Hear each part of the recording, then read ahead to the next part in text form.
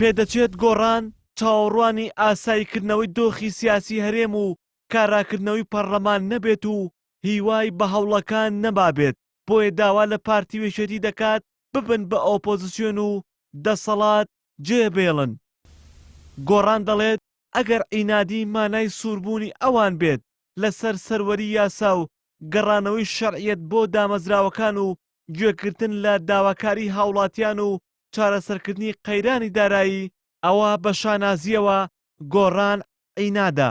بە دەنجی خەڵکی کوردستان بووین بە هێزی دووەم، بۆیە لە هیچ کەس وولایەنێکی قوبوڵ ناکەین بەرنامە و ئەجێندا و بڕیاری خۆیان بەسەر ئێمەدا فەرز بکەن. ئێمە دەڵێن 24 ساڵ حکومڕانی ئەوان شکستی خواردووە، با خەڵکی کوردستان حەکەم بێ و ئێمە پێیان دەڵێن مادام ئەوان بە خۆیان ڕەوا دەبینن ئەم داوایە لە ئێمە بکەن، ئێمە بەوان دەڵێن فەرمونون ئێوە ببن بە معارەزە و ئێمە حکمی ئەم هەرێمە دەکەین. اینجا ئەو کاتە با خەڵکی کوردستان خۆیان حەکەم بن، بزانن چی لە خەڵکی کوردستان کرد و چێش چی بۆ خەڵکی کوردستان دەکات.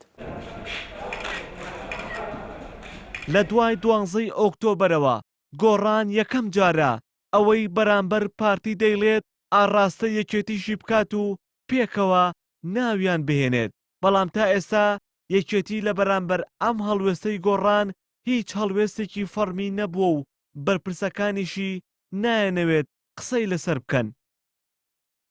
هەرچەندە گۆڕان دەڵێت با پارتی وێکێتی دەسەڵات جێبێڵن، کەچی پارتی شتێکی تر دەڵێت و باسی ئەوە دەکات نایەنەوێت گۆڕان لە دەرەوەی پرۆسەی سیاسی هەرێم بێت. ئێمە لەگەڵ حکوومەتی ئیتیلافیین، بەڵام پێمان وایە گۆڕان شکستی هێنا لەوەی بتوانێت شەریکێکی باش بێت. ئێمە لەگەڵەوە نیم بزوتنەوەی گۆڕان ئاوت بکرێ، بەڵام پێمان وایە باشترین حەل لەم قۆناغا بۆ بزوتنەوەی گۆڕان ئەوەی ئۆپۆزیسیۆنێکی چالاکی سیاسی بێ، بۆ ئەوەی لە چوارچەوەی ئۆپۆزیسیۆنە یارمەتیدەری دەسەڵاتی سیاسی هەرێم بێت لە پرسی ڕێفراندۆم، لە مەسەلەی ئابووری، لە مەسەلەی ئەنجامدانی چاکسازی، لە مەسەلەی یەکریزی، چونکە ئۆپۆزیسیۆن بوون ناکاتەوەی کە لە دەرەوەی پرۆسەی سیاسی بێ. ئێمە مەرجمان نییە بۆ دیالۆگ، بەڵام ئەو مەرجەشی کە گۆڕان ئیسرائیل لەسەرکە لای ئێمە قابلی قبوڵ نییە. ئێمە پێویستمان بەوە هەیە بێمەرج ڕفتوگۆ لەگەڵ یەکتری بکەین.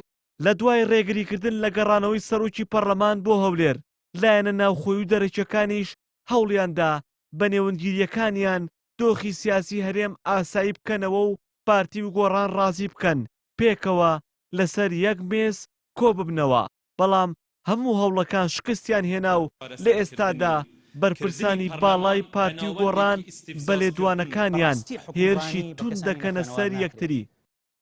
هەرچەندە گۆڕان لە حکوومەت دوور خراوەتەوە، بەڵام ڕەنگە حەز بەو ڕێگایان نەکات کە دەچێتەوە سەر بڕیاری ئۆپۆزیسیۆن بوون، بۆیە داوا لە پارتی وێچێتی دەکات ببن بە ئۆپۆزیسیۆن و گۆڕانیش ڕێگەی دەسەڵات بگرێتە بەر.